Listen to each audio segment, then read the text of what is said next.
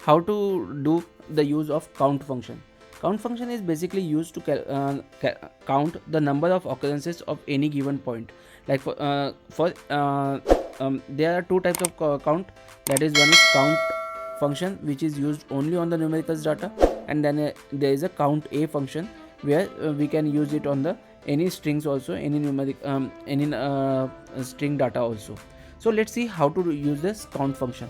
For the count function, go into the first point, like type in equal to, then write count count, then open bracket, then the value which you want to count. For example, I want to count the number of salaries in this, so I will just take this data total and then press enter. It will count the total salaries in this as 308. But whether will it work on the strings also? Let's see. count count, then open bracket, and then just select this all and enter. You will find it is not working on this because count function only works on the numerical data. Do remember that count function only works on the numerical data.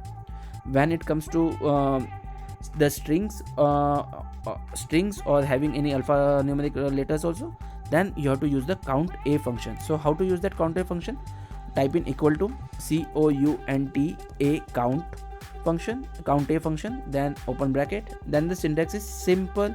Select the data from which you want to count. For example, I will just first do with this salaries. It will give you the output as 308. Again, let's see on the position also. Then count a and take it on the positions.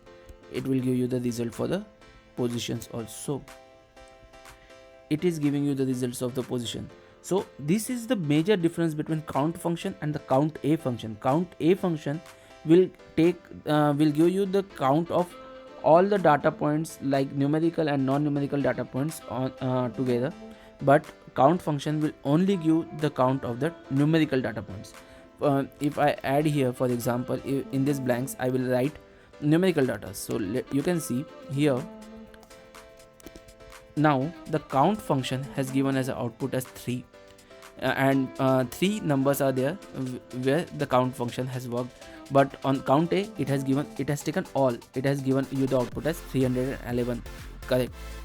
So this is one of the major difference between count function and count a function, and these are very much useful functions while doing a data analysis, while checking out the number of points which are available in a given data set, in a given data point, and how to function it more properly, that a user can define on. So that's the reason count function, count a functions are very useful function. See you into the next video. Thank you.